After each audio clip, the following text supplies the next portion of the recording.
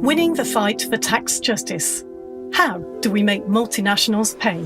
When the Panama Papers scandal hit the headlines in 2016, millions of documents exposed systemic corruption, money laundering and tax cheating across the globe. The paper trails also showed how multinational companies dodge tax by moving their profits from high-tax countries to tax havens. Corporate tax dodging deprives countries of a staggering $500 billion of tax revenues every year. But despite the headlines and the scandals, the offshore world is alive and kicking. Reforms to global tax rules are underway, but progress has been really slow. Corporate tax dodging hurts everyone, but it hits lower income countries the hardest, and it makes the gap between rich and poor even wider. Part of the problem is that we tax corporate subsidiaries as separate entities rather than taxing the corporation as a whole, and we tax them based on their reported profits rather than on their actual business activity. The name of the game is transfer pricing. Companies using devious ways to shift profits to low or zero tax countries, often jurisdictions where they do little, if any, actual business. Multinationals use lots of subsidiaries to distort the prices of exchanges across jurisdictions within their own businesses. These exchanges often involve intellectual property like copyrights, patents and brand names, intangible assets that are hard to put an accurate price on. These company subsidiaries in high-tax countries then pay huge royalties or fees for these assets to subsidiaries in low-tax countries. These fake costs make their profits in high-tax countries look much lower, and just like that, their tax bills shrink away. For example, in the Paradise Papers scandal, journalists discovered that Nike was moving vast chunks of its profits to the zero-tax location of Bermuda by registering their intellectual property there. Their Bermudian subsidiary was then charging expensive royalty fees to Nike subsidiaries in the rest of the world. That's how Nike built up billions in offshore profits. Corporate tax havens are to blame, but tax havens aren't quite what you might think. Tax haven blacklists drawn up by the OECD and the EU typically point the finger at small tropical islands like Guam and Trinidad and Tobago. But these blacklists are highly politicised and misleading. They ignore the fact that lots of rich countries are also providing secrecy and corporate tax haven services.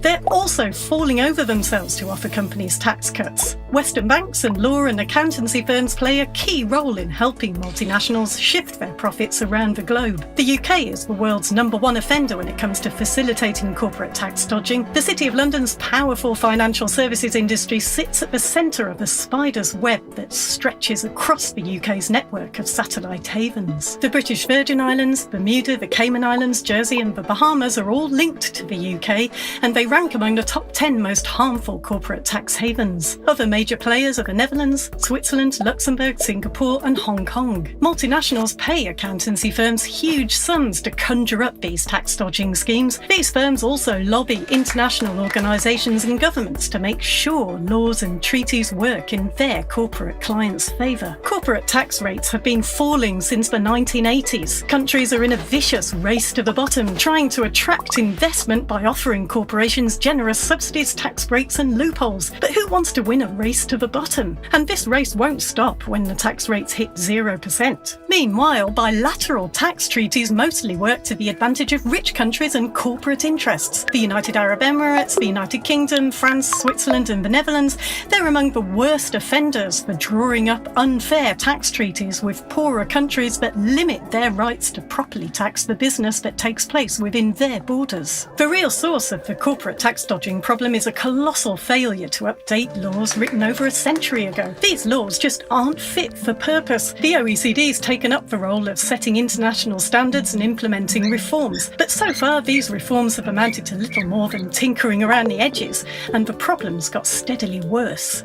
So how do we stop multinational corporate tax dodging once and for all? First, we need transparency rules that force all multinationals to publicly declare their profits and business activities in every country they operate. This is known as country-by-country reporting. Second, we need fairer ways to divide up the taxable share of corporate income between jurisdictions. We can do that by taxing multinational corporations as a whole rather than treating each subsidiary as a separate entity. Then we can divide the multinational's taxable profits between nations by combining the value of the sales and property and the number of employees in each place it does business. Then it wouldn't matter how multinationals shift their profits around, it would still be taxed. This idea is called unitary taxation by formulary apportionment. Third, we need to stop nations undercutting each other's tax rates. We can tackle that by establishing a global minimum effective corporate tax rate, ideally around 25%. This would stop corporations shopping around for tax deals. These solutions can build an open and transparent tax system that works fairly for everyone. They can put a stop to transfer pricing and profit shifting, end the race to the bottom, and restore the link between where business activity actually happens and where tax gets paid. In the meantime, poorer countries can take steps to protect themselves against corporate tax dodging. They can cancel or renegotiate unfair tax treaties and write their own laws and regulations for companies operating in their nations. They can also form regional blocs with an agreed minimum effective corporate tax rate. But for real change to happen on a global scale, we need citizens to mobilise across the world. We need to insist our governments stop this race to the bottom and implement proper tax reform.